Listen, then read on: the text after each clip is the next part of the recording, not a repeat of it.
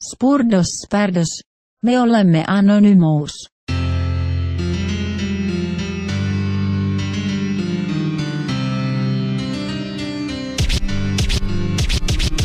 Yeah, punaista hopealla, sitä on aivan kaikki alla.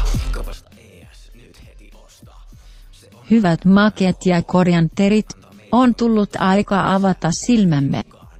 Kukkahattu-tädit ovat juuri ylittäneet rajan, ja aikovat kieltää ES:n ja muut energiajuomat alle 16-vuotiailta.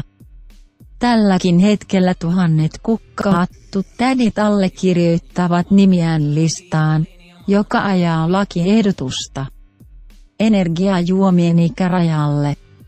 Jos tämä lakiesitys pääsee läpi, miljoonat jonnet alkavat kärsimään todella vahvoista vieroitusoireista ja CS-taitojen heikkenemisestä.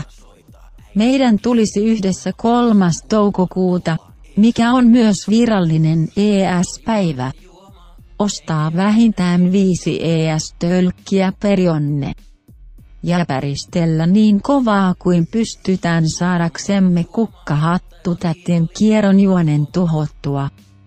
Muistakaa, että kukkahattutädit yrittävät kaikkensa vaientaakseen meidän janoisen huutomme. Maailma ei ole ennallaan ilman ES:ää. Me olemme Anonymous. Me olemme Legioona. Me emme anna anteeksi. Me emme unohda. Pelätkää meitä.